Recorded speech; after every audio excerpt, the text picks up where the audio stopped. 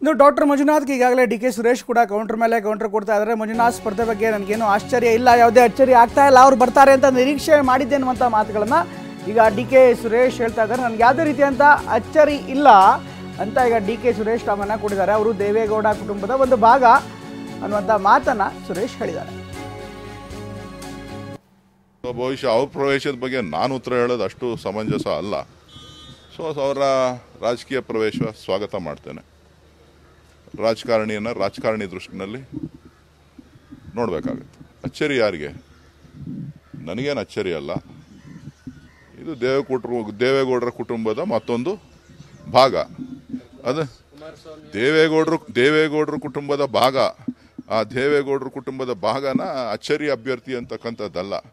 ಅವ್ರ ಪಾರ್ಟಿ, ದೇವೇಗೌಡರ party, Kumaraswamy party ಸರಿ ಇಲ್ಲ ಅಂತೇಳಿ ಬುದ್ಧಿವಂತ ಅಳಿಯ ತೀರ್ಮಾನ ಮಾಡಿದ್ದಾರೆ. ದೇವರು ಒಳ್ಳೇದು ಮಾಡಲಿ.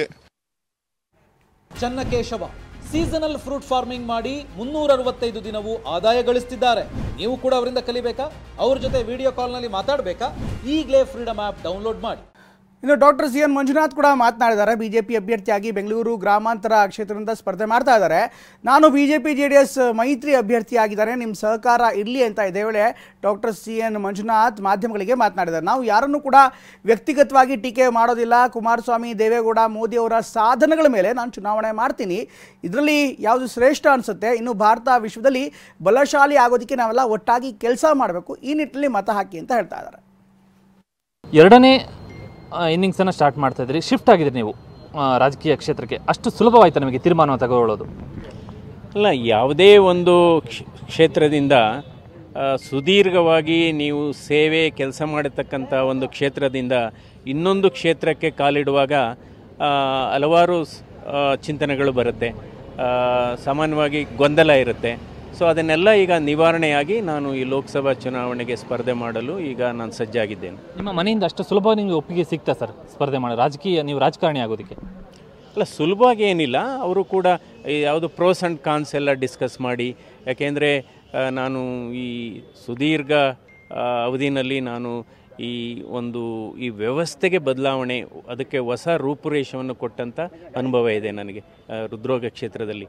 ಸೊ ಅದರಿಂದ ಈ ಕ್ಷೇತ್ರ, ಅದರಲ್ಲೂ ಕೂಡ ಈಗ ಜನವರಿ 31 ನಾನು ರಿಟೈರ್ಡ್ ಆದಮೇಲೆ ಸೊ ಹಲವಾರು ಜನ ನನಗೆ ಪಕ್ಷಾತೀತವಾಗಿ ಎಲ್ಲ ವರ್ಗದ ಜನರುಗಳು, ಅದರಲ್ಲಿ ವೈದ್ಯರುಗಳಿದ್ದಾರೆ, ಅದರಲ್ಲಿ ತಜ್ಞರಿದ್ದಾರೆ, ಅದರಲ್ಲಿ ಸಾಮಾನ್ಯ ಜನರಿದ್ದಾರೆ.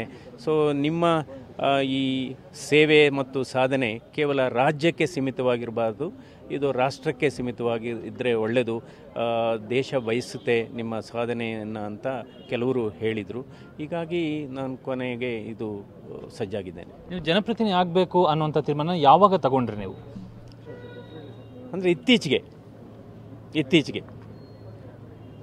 ಮೊದಲೇ ನಿಮಗೆ ರಾಜಕೀಯ ಪ್ರವೇಶ ಮಾಡಬೇಕನ್ನುವಂಥ ಯಾವುದೇ ಉದ್ದೇಶ ಇರಲಿಲ್ಲ? ಇಲ್ಲ, ನನಗೆ ರಾಜಕೀಯ ಪ್ರವೇಶ ಮಾಡಬೇಕು ಅಂತ ಯಾವಾಗಲೂ ಕೂಡ ನನಗೆ ಇಷ್ಟ ಇರಲಿಲ್ಲ. ಯಾಕೆಂದರೆ ಅದ್ರ ಬಗ್ಗೆ ಚಿಂತನೆಯೇ ಮಾಡಿಲ್ಲ ನಾನು. ಸೊ ಇವಾಗ ಎಲ್ಲ ಒಟ್ಟಿಗೆ ಅದು ಕೂಡಿ ಬಂದಿದೆ. ಈಗ ಅಭ್ಯರ್ಥಿಯಾಗಿ ಘೋಷಣೆ ಆಗಿದೆ, ಯಾವಾಗಿಂದ ನಿಮ್ಮ ಪ್ರಚಾರ ಆರಂಭ ಆಗುತ್ತೆ? ಪ್ರಚಾರ ಈಗ ಆಲ್ರೆಡಿ ಇನ್ನೇನು 1 or 2 ಡೇಸಿಂದನೇ ಪ್ರಾರಂಭ ಆಗುತ್ತೆ. ಅಧಿಕೃತವಾಗಿ ಯಾವಾಗ BJP ಸೇರ್ಪಡೆ ಆಗ್ತೀರಿ?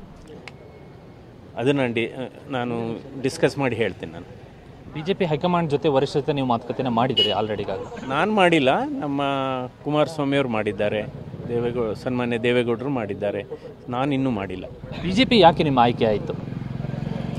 ಅಂದರೆ ಏನಾಗಿದೆ, ನರೇಂದ್ರ ಮೋದಿಯವರ ಸರ್ಕಾರ ಕಳೆದ 10 ವರ್ಷದಲ್ಲಿ ನಾವು ಗಮನಿಸಿದಂಥ ಸಂದರ್ಭದಲ್ಲಿ ಅದರಲ್ಲಿ ಒಂದು ಹೊಸತನ ಇದೆ.